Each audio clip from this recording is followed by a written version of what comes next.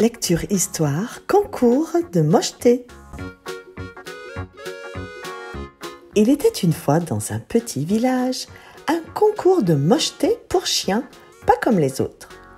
Tous les habitants étaient invités à présenter leurs chiens, non pas pour leur pelage brillant ou leur allure noble, mais pour leur charme unique et leurs petites imperfections. Le jury était composé de 3 chats, connus pour leur sens aigu de la critique. Il y avait Félix, le chat noir et blanc du quartier, Whisky, le plus grincheux des 3, et Grisou, le chat poète qui aimait les câlins qu'il réclamait à tous les habitants du village. Le premier participant était un bulldog particulièrement bougon, faisait son entrée. Il louche si fort que ses yeux semblaient vouloir explorer des directions opposées, comme 2 explorateurs en désaccord sur la route à prendre. Pour rajouter à son allure, un ruban rose aussi vif que les joues d'un enfant par un froid matin d'hiver était noué autour de son cou robuste. Mais oh, il n'était pas content, non! On aurait dit qu'il avait mâché un citron plutôt qu'une friandise. Son regard croisé lançait des éclairs sur ceux qui osaient rire un peu trop fort.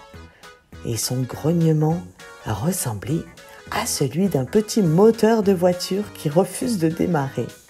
« Pourquoi un ruban rose ?» semblait-il demander avec son air renfrogné. « Je suis un bulldog, pas une ballerine !» Et pourtant, malgré son air maussade, il y avait quelque chose d'irrésistiblement attachant chez ce bulldog.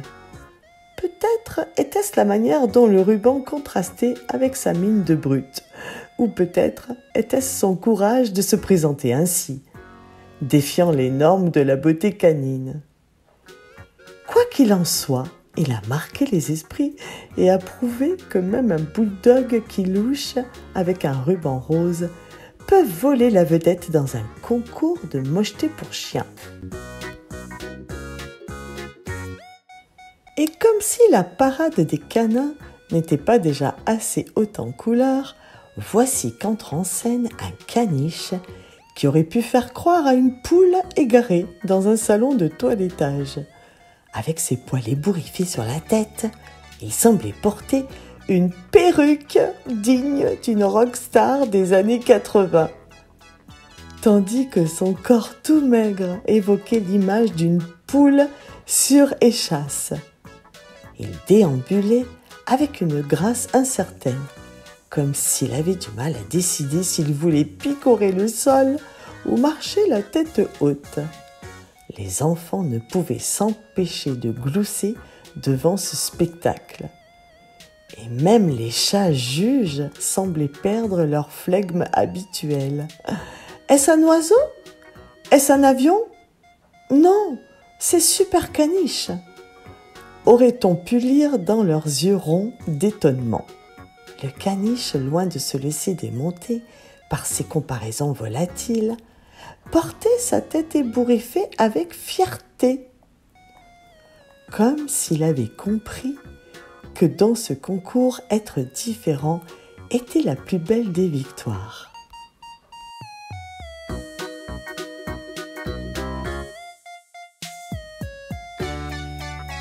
Et voilà qu'arrive un nouveau concurrent, un Doberman élancé avec des dents si carrées et un sourire si charmeur qu'il semblait toujours dire « Cheers !» pour une photo. Il se tenait là, fier et un peu gêné, conscient que son sourire lui donnait un air de prince charmant. Mais c'était un rire chaleureux, plein d'affection pour ce qui rendait ce Doberman unique. Il s'est avancé sur la scène avec une démarche qui disait « Oui, mes dents sont carrées et alors ?» Sa présence a ajouté une touche d'aventure à l'histoire, comme si ce Doberman avait navigué sur les 7 mers et avait des trésors cachés à raconter. Avec son allure de corsaire, il a conquis le cœur des juges et des spectateurs, prouvant une fois de plus que la beauté est dans l'œil de celui qui regarde. Le concours de mocheté pour chiens était décidément l'événement le plus attendu du village, où chaque chien avait sa place et son moment de gloire, dents de pirate ou pas.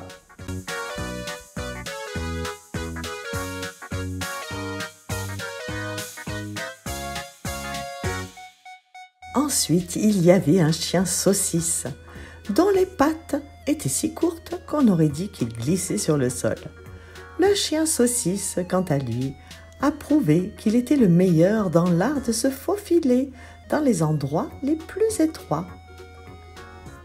Il y avait aussi une petite terrier dont la queue tournait en spirale comme un tire-bouchon et ses lunettes bleues lui donnaient un air de professeur. La petite terrier a charmé tout le monde avec sa danse en spirale.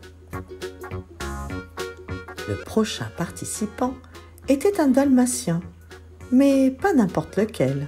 Il avait des taches si grandes et si rondes qu'on le surnommait Momo, car il ressemblait à une vache. Ensuite, il y avait un lévrier, si élancé et si doux, avec des grandes oreilles tombantes, qu'on aurait dit un lapin géant. Les enfants riaient en le voyant sautiller plutôt que de courir. Puis, il y avait Princesse, une chihuahua avec un tutu rose et des petits nœuds brillants, qui marchait avec tant de grâce qu'on aurait dit une danseuse étoile.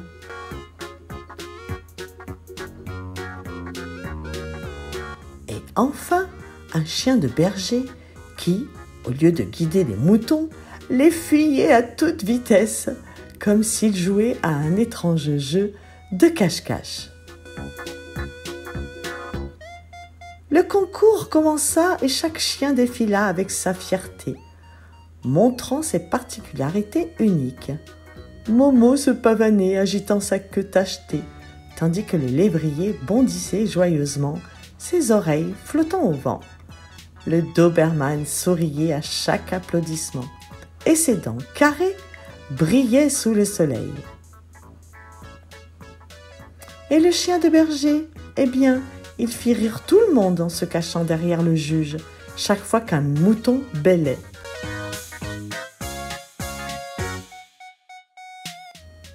À la fin, le jury annonça que tous les chiens étaient les gagnants, car ils avaient apporté joie et rire au village.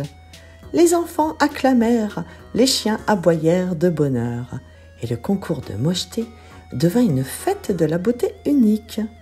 Et c'est ainsi que le village des chiens, pas comme les autres, devint célèbre, non pas pour un concours de mocheté, mais pour sa célébration de l'unicité et de l'amour de toutes les créatures, peu importe leur apparence.